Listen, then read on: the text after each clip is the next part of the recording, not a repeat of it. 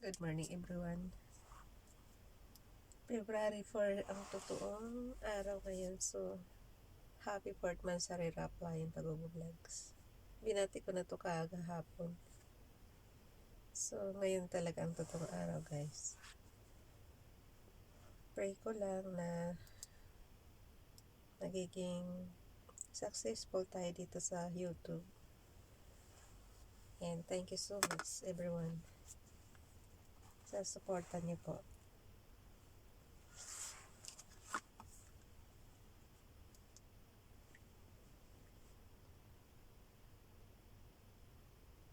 Nawa magsama-sama pa tayo habang buhay.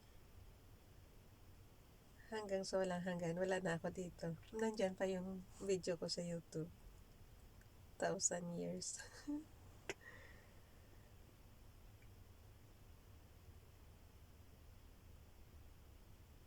At nawa makapagbigay ng inspiration sa lahat yung binabasa natin. Leviticus 15:16 guys.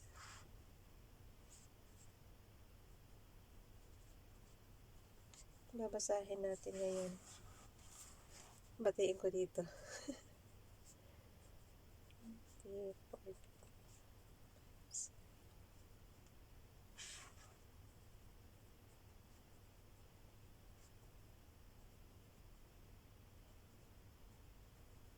YTC.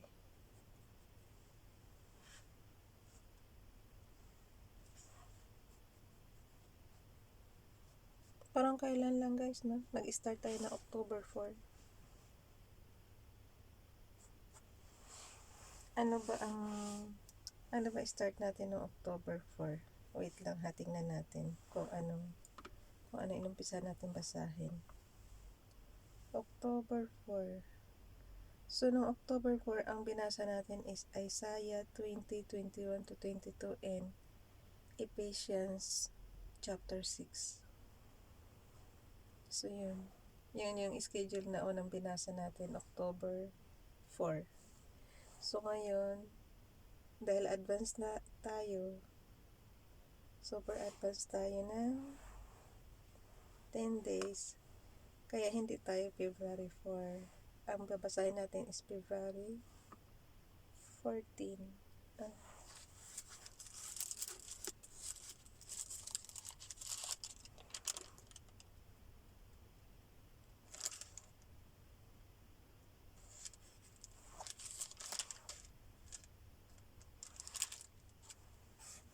Tama, February 14.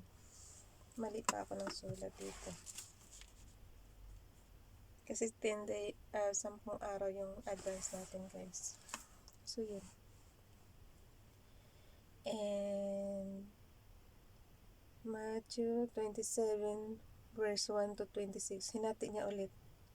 3 hati ulit siya. Ba't ang haba yata ng mga chapter ngayon sa Matthew? Umpisa na.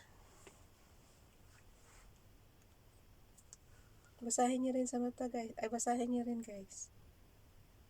Alam niyo naman yung aking pagbabasa. Yung mata hirap na hirap. Leviticus 15. Chapter 15. Discharges causing uncleanness. So, dito na tayo sa uncleanness. Alam mo guys, nung araw, yung priest, ang laki ng katungkulan, no? Pero mo, priest na sila. Judge na sila. Tapos dito sa doktor pa sila.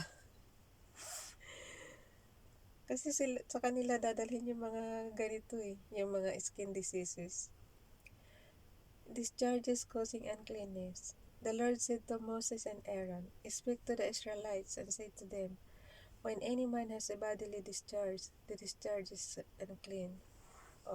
Lahat ng lumalabas sa atin guys is pag may discharge ka, unclean yan. Whether it continues flowing from his body or is black, it will make him unclean. This is how his discharge will bring out about this uncleanness. Any bed, the man with the discharge lies on will be unclean. and anything he sits on will be unclean. Anyone who touches his bed must wash his clothes and bath with water, and he will be unclean till evening. So that's why pala guys, yung ating monthly period is unclean. Kasi bodily discharge siya eh. Kaya pala dun sa una natin pagbasa, unclean talaga yung monthly period natin. Whoever sits on anything that demands, sa babae yun ha, di ba may regla tayo every month? Ako wala na akong regla ngayon. Whoever sits on anything that demand with a discharge Saturn must wash his clothes and bath with water, and he will be unclean till evening. Whoever touches the man, sa verse 7 guys, whoever touches the man who has a discharge must wash his clothes and bath with water, and he will be unclean till evening.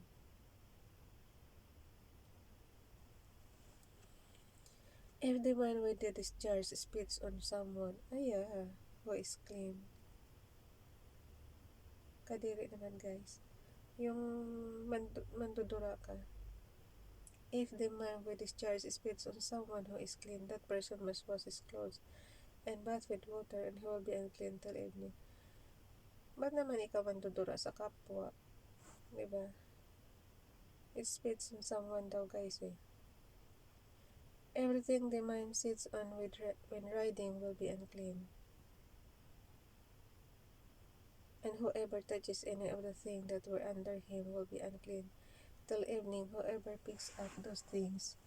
Tayo natin yung ating mata.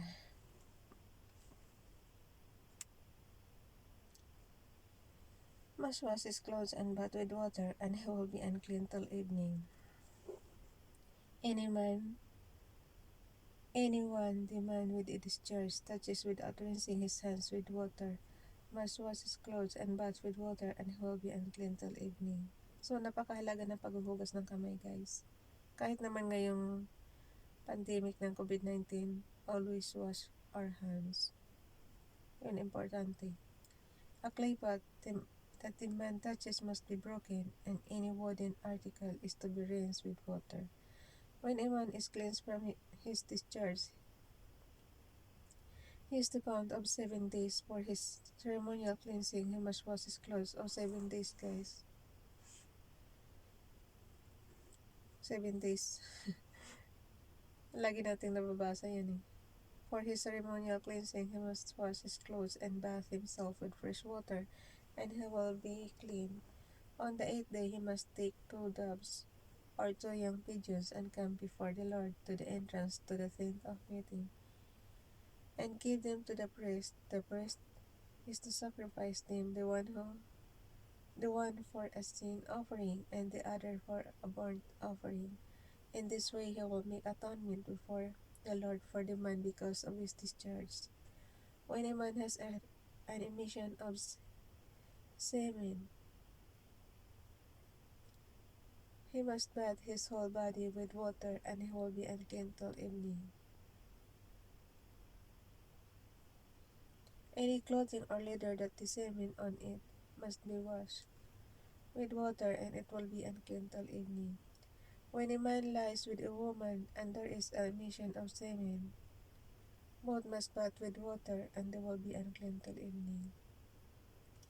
Pati yung ng mag-asawa guys, marami din pala. When a woman has her regular flow of blood, ito yung sinasabi ko sa inyo guys na monthly period.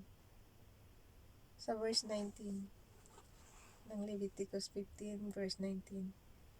Yung monthly period natin yung mga babae.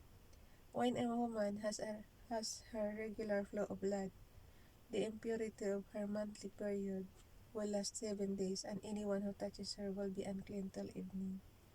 Sino man yung gagalaw na may monthly period, unclean daw yun guys. Anything she lies on during her period will be unclean. So, hindi uobra dito yung yung calendar.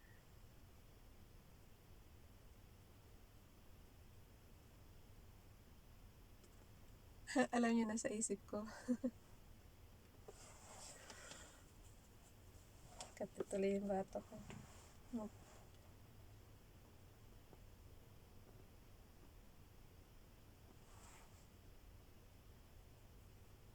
Di ba mayroon tayong guys? Naalala niyo yung calendar na 10-10, 10-10, 10 before and 10 after. So, hindi pala pa pwede yun. Ay, pero pwede na kasi, na siya 7 days lang rito. 7 days. Wala 7 days. Pero kasi, di ba doon sa calendar is safe siya up to 10. So, paano yan kung 7 days o 3 days lang siya? Maano kasi, unclean yung 7 days.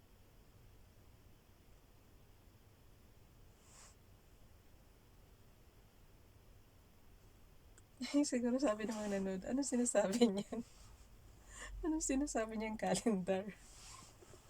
Ako lang nakakaalam noon, guys.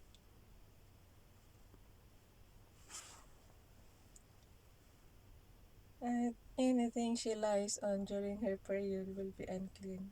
Wala, naalala ko lang yung Kasi yung calendar method na yun is natutunan ko yun sa doktor din eh.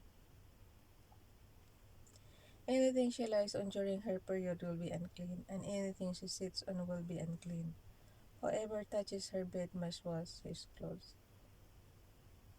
Whoever touches her bed must wash his clothes and bath with water, and he will be unclean till evening. Whoever touches anything she sits on must wash his clothes and bath with water, and he will be unclean till evening. Whether it is the bed or anything she was sitting on, when anyone touches it, he will be unclean till evening. If a man lies with her, and her monthly flow touches him, he will be unclean for 7 days, and any bed he lies on will be unclean. Napakarami talaga ng pala ng monthly period natin, guys. Tayo mga babae. Ganun siya ganun siya karumi. Kasi kahit na kung sino mga mahawak daw, unclean until evening. Kung saan ka man uupo, tapos yun. Eh, di ba yung mga tagos-tagos minsan, so unclean din yun. I-wash mo talaga. When a woman has a discharge of blood for many days at a time other than her monthly period, or has a discharge that continues beyond her period, she will be unclean as long as she has the discharge, just as in the days of her period. Any bed she lies on while her discharge continues will be unclean, as is her bed during her monthly period, and anything she sits on will be unclean, as during her period. So, ganito pala. Ngayon ko lang talaga nabasa to, guys, na napakarami pala ng monthly period natin. Whoever touches them will be unclean. He must wash his clothes and bath with water, and he will be unclean till evening. When she is cleansed from her discharge, she must count off 7 days. Sa 28, guys, basahin niyo rin. When she is cleansed from her discharge, she must count off 7 days, and after that she will be ceremonially clean. On the 8th day, she must take 2 doves or 2 young pigeons and bring them to the priest. Other discharge kasi ito, guys. At the entrance to the tent of meeting. Yung sinasabi dito magdadala ng sa other discharge to, hindi to monthly period. Kasi kung monthly period, buwan-buwan ka pupunta dun sa sa priest para magdala ng doves. Ng doves or pigeons daw. So, ibang discharge to Kasi yung monthly period natin natural yun eh. Kaya lang unclean talaga yun. On the 8th day, she must take 2 doves or 2 young pigeons and bring them to the priest at the entrance to the tent of meeting. The priest is to sacrifice, one for a sin offering and the other for a burnt offering. In this way, couple make atonement for her before the Lord for the uncleanness of her discharge. You must keep the Israelites separate from the things, from things. You must keep, verse 31, you must keep the Israelites separate from things that make them unclean, so they will not die in their uncleanness for defiling my dwelling place, which is among them. Para hindi raw mamatay, i-separate talaga nila yung mga bagay na hindi malinis, na kakapagparama sa kanila. These are the regulations for a man with a discharge, for anyone made unclean by an emission of semen, for a woman in her monthly period, for a man or a woman with a discharge, and for a man who lies with a woman who is ceremonially unclean. So, kahit yung semen ng lalaki, marumi yan, guys. Pero, yan ang nakakabuo ng baby. Pero marami talaga siya dito. Ayan, oh. These are the regulations for a man. Sa verse 32. These are the regulations for a man with a discharge, for anyone made unclean by an emission of semen, for a woman in her monthly period, for a man or a woman with a discharge, and for a man who lies with a woman who is ceremonially unclean. Sa chapter 16 na tayo, instruction for the altar, the Day of Atonement. The Lord spoke to Moses after the death of the two sons of Aaron, who died when they approached the Lord. The Lord said to Moses, "Tell your brother Aaron not to come whenever he chooses into the most holy places behind the curtain in front of the atonement cover on the ark, or else he will die, because I appear in the cloud over the atonement cover." This is how Aaron is to enter the sanctuary area with a young bull for a sin offering and a ram for a burnt offering. Sabi ko sa inyo guys, ang yayaman ng araw eh. Pang burnt offering nila yung sin offering, and burnt offering nila yung bull tsaka ram. Wait lang.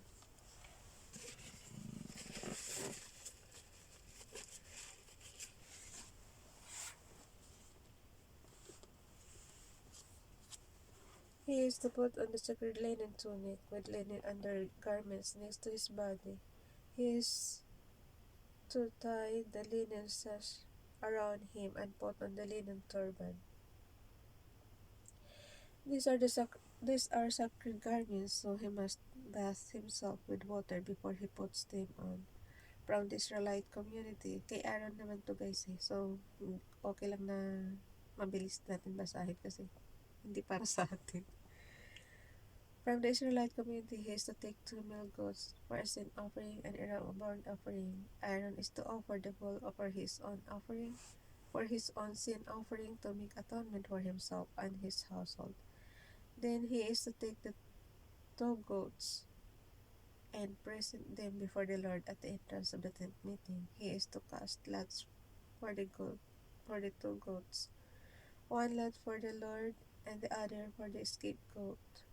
Aaron shall bring the goat whose lot falls to the Lord and sacrifice it for a sin offering, but the goat chosen by a lot as the scapegoat shall be presented alive before the Lord to be used for making atonement by sending into the desert as a scapegoat. So, ibig sabihin ng araw guys, panay ang katay nila ng mga ganito sa dami ng pinapadala. Siyempre, sa dami ng makasalanang tao, magdadala yun ng mga ganito doon sa tent of meeting nila. Aaron shall bring the bull for his own sin offering. Tapos, hindi lang yun guys, akala mo part lang na kundi isang buo talaga. Alive yan na dadalhin nila. Verse 11, Aaron shall bring the bull for his own sin offering to make atonement for himself and his household, and he is to slaughter the bull for his own sin offering. He is to take a censer full of burning coals.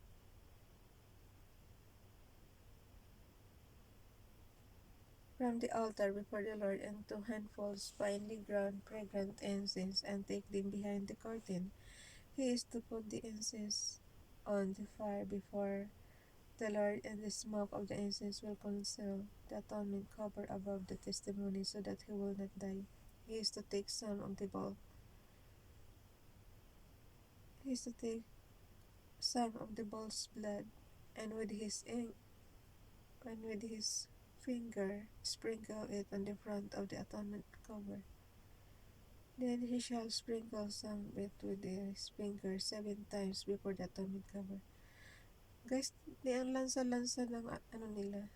Kasi yung blood, di ba fresh pa yun? Tapos i-sprinkle mo.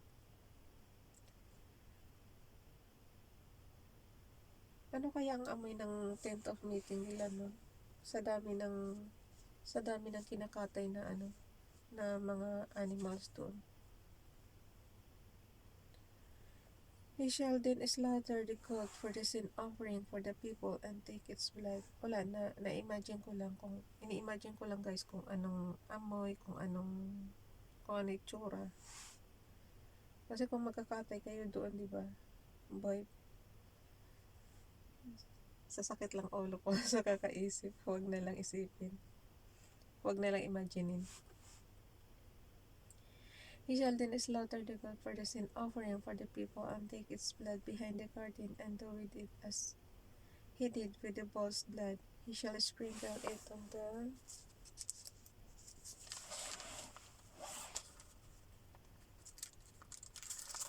nakailang minuto na tayo.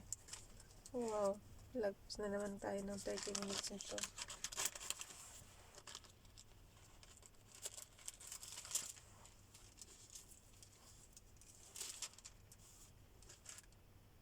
Sprinkle it on the atonement cover and in front of it. In this way he will make atonement for his most holy place because of the uncleanness and rebellion of the Israelites, whatever their sins have been. He is to do the same for the tent of meeting, which is among them in the midst of the uncleanness. No one is to be in the tent of meeting from the time Aaron goes in to make atonement in the most holy place until he comes out, having made atonement for himself, his household, and the whole community of Israel. Then he shall come out unto the altar that is before the Lord, and make atonement for it. He shall take some of the bull's blood and some of the goat's blood, and put it on all horns of the altar. He shall sprinkle some of the blood on it with his finger 7 times to cleanse of the altar. 7 times to cleanse it and to consecrate it from the uncleanness of the Israelites. When Aaron has finished making atonement for the most holy place, the tent of meeting, and the altar, he shall bring forward the live goat. He is to lay both hands on the head of the live goat, and confess over it all the wickedness and rebellion of the Israelites, all their sins, and put them on the goat's head. He shall send the goat away into the desert. Sa panahon natin ngayon, sino kayang gumagawa nito, guys? Sinong priest ang gumagawa nito? Kasi nung panahon ng mga Israelites, yung mula pa sa pagkaalis nila doon sa Egypt, 'di ba naging slaves sila? So dinala na sila doon sa Mount Sinai. Tapos hanggang sa gumawa sila ng ganitong tent of meeting, yung tabernacle. Nung panahon nila, si Aaron ang gumagawa. Sa panahon natin, guys, sino ang gumagawa nito? Na priest na para i-atonement yung mga sin ng mga tao. Ay, Israelites pala. Sino kaya sa mga kasalukuyang Israelites ngayon ang priest na ginagaya si Aaron?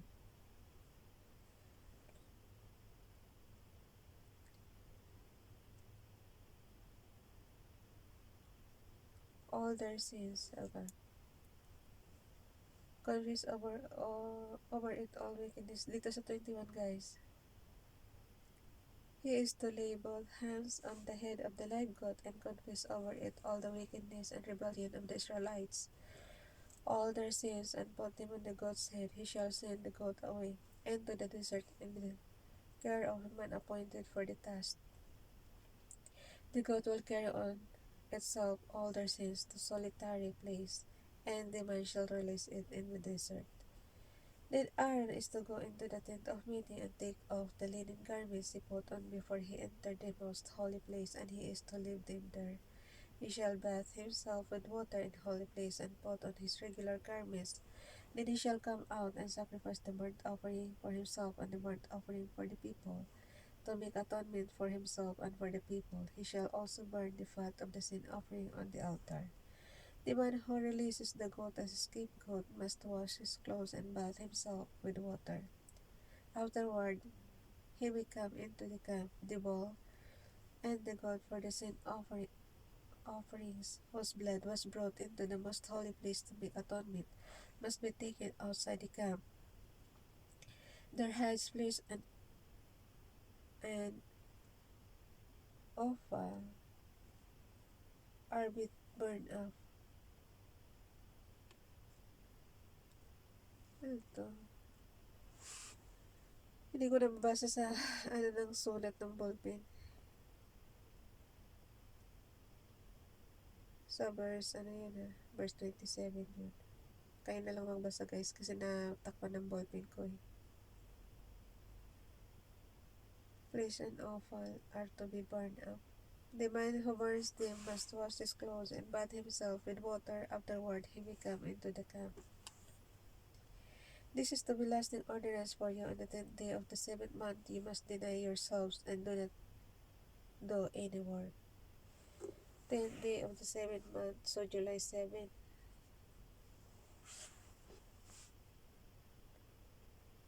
Whether native born or any alien living among you, because on this day atonement will be made for you to cleanse you. Then before the Lord you will be clean from all your sins. It is a Sabbath of rest, and you must deny yourselves. It is a lasting ordinance. The priest who is anointed and ordained to succeed his father as a high priest is to make atonement. He is to put on the sacred linen garments and make atonement for the most holy place, for the tent of meeting and the altar, and for the priest and all the people of the community. This is to be lasting ordinance for you. Atonement is to be made once a year for all their sins. Once a year lang pala.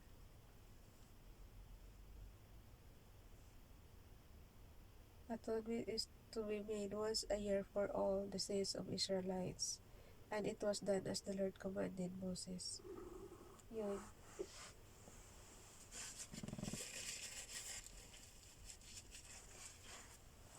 Painom muna.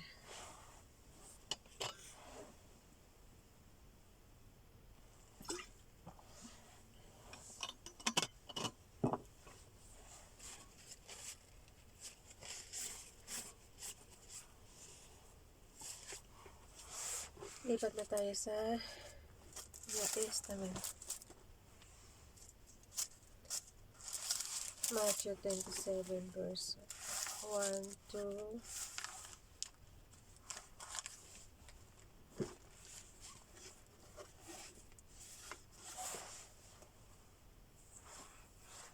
Sorry guys, mahaba talaga.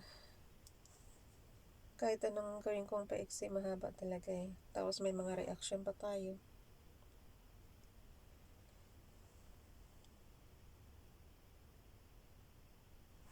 Hindi, kasi paano tayo matututo kung hindi natin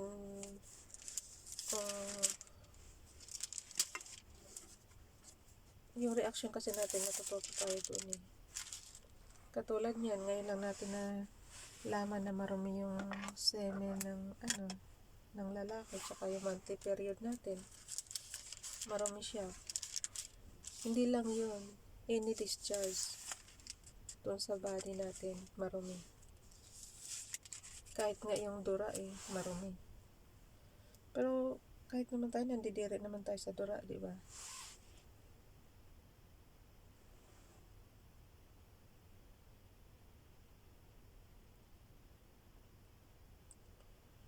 Kaya mag-iingat na huwag kayong makapagdura ng kahit na intentional, kahit na not intentional yung pagdudura niyo, huwag talaga.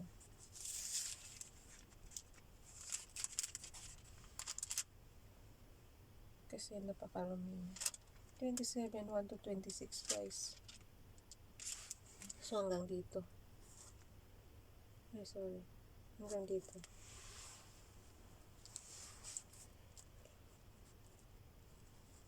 February 14, 2021. Pang Valentine's Day na eh. Sobrang advance kasi. Ngayon nga lang tayo eksaktong 4 months eh.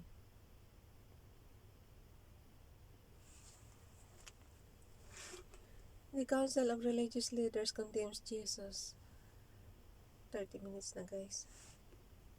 Okay lang ha, okay lang mahaba. Pero bilisan na natin at malapit na tayo mag-work. Early in the morning, all the chief priests and the elders of the people came to the decision to put Jesus to death. So, dito naman sa panahon ni... Kaya sinasabi ko sa inyo guys eh, yung priest talaga nung araw, judge din siya. Kahit dito sa panahon ni Jesus, oh. Sila yung nag-decision na ang sentensya ni Jesus is kamatayan. Diba, blasphemy lang ang nila doon eh. Kasi sumagot si Jesus ng para sa kanila blasphemy yung sagot. So, yun kaagad ang judge nila, kamatayan for Jesus. They want him led away and handed him over to Pilate, the governor. So, magmula sa chief priest, ipinasa si Jesus sa governor. Judas hangs himself. When Judas, who had betrayed him, saw that Jesus was condemned, he was seized with remorse, and returned the 30 silver coins to the chief priests and the elders. I have sinned, he said, for I have betrayed innocent blood. Innocent blood. Ayun, nagsisi rin naman si Judas. Sinauli yung 30 silver coins. What is that to us? They replied that that's your responsibility. Ayun. Where I have betrayed innocent blood. What is that to us? They replied, that's your responsibility. So Judas threw the money into the temple and left. Then he went away and hanged himself. So nagpakamatay si Judas. The chief priest picked up the coins and said, it is against the law to put this into the treasury since it is blood money. So they decided to use the money to buy the potter's field as a burial place for foreigners. So yung 30 silver coins guys, ginamit nila para bumili ng field para sa burial place for foreigners. That is why it has been called the field of blood to this day. Then what was spoken by Jeremiah the prophet was fulfilled. They took the 30 silver coins, the price set on him by the people of Israel, and they used them to buy the potter's field as the Lord commanded me. Jesus stands trial before Pilate. Meanwhile, Jesus stood before the governor, and the governor asked him, are you the king of the Jews? Yes, it is as you say, Jesus replied. So siya yung king ng Jews, si Jesus. When he was accused by the chief priests and the elders, he gave no answer. Then Pilate asked him, don't you hear the testimony they are bringing against you? But Jesus made no reply, not even the single charge, to the great amazement of the governor. Dapat sumagot ka, Jesus, para kasi yung mga inaano ng chief priest ba. Pilate hands Jesus over to be crucified. Now it was the governor's custom at the feast to release a prisoner chosen by the crowd at the time. They had a notorious prisoner called Barabbas, so when the crowd had gathered, Pilate asked them, which one do you want me to release to you, Barabbas or Jesus, who is called Christ? For he knew it was out of envy that they had handed Jesus over to him. While Pilate was sitting on the judge's seat, his wife sent him this message, not have anything to do with that innocent man, for I have suffered a great deal today in a dream because of him. But the chief priests and the elders persuaded the crowd to ask for Barabbas and to have Jesus executed. Which of the two do you want me to release to you? Asked the governor. Barabbas, they answered. What shall I do then with Jesus who is called Christ? Pilate asked. They all answered, Crucify him. Why? What crime has he committed? Asked Pilate. But they shouted all the louder, Crucify him. Walang nakalagay kung anong kasalanan ni Jesus. When Pilate saw that was getting nowhere, but that instead an uproar was starting, he took water and washed his hands in front of the crowd. I am innocent of this man's blood, he said. It is your responsibility. All the people answered, Let his blood be on us and on our children. Then he released Barabbas them, but he had Jesus plugged and handed him over to be crucified. Hanggang 26 lang guys. Thank you po. Bye everyone. God bless.